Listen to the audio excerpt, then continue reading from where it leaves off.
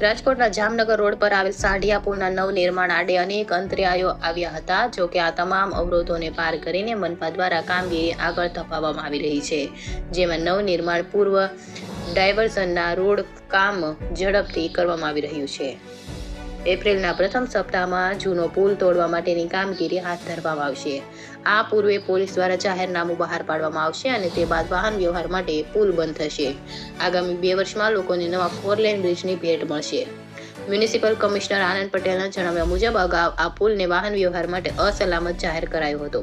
ત્યારથી ભારે વાહનો માટે આ પુલ બંધ કરી દેવામાં આવ્યો હતો. રેલવે સાથે સંકલન કરી નવા બ્રિજનું ટેન્ડર પણ બહાર પાડવામાં આવ્યું હતું.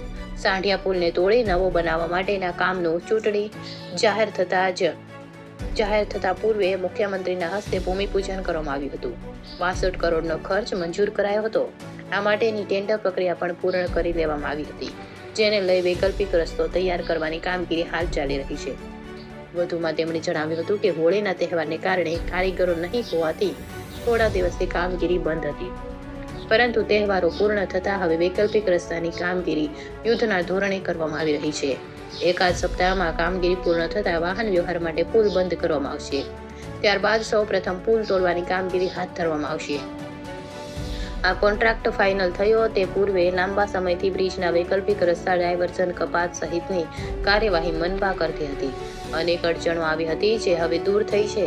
ઉલ્લેખનીય છે કે રાજકોટનો આ પહેલો એવો બ્રિજ છે કે જેમાં જૂનો પૂરેપૂરો પુલ ડિસમેન્ટલ કરવાનો છે, એટલે કે જૂનો પુલ તોડીને નવો બનાવવામાં આવતો હોય તેવો પહેલો પ્રોજેક્ટ છે. આ પ્રોજેક્ટનું કામ 2 વર્ષ ચાલે તેમ છે. પુલ પર ઘણા સમય પહેલા જ એંગલ મૂકીને ભારે વાહનોની અવરજવર બંધ કરી દેવામાં આવી હતી. હવે જૂનો પુલ તોડવાનું કામ પહેલા હાથ પર લેવાનું હોય. એપ્રિલમાં પુલ વાહન વ્યવહાર માટે બંધ કરવામાં આવશે. મનપા ફાઇનલ તારીખ આપે તે બાદ પોલીસ કમિશનર આ માટેનું જાહેરનામું બહાર પાડશે.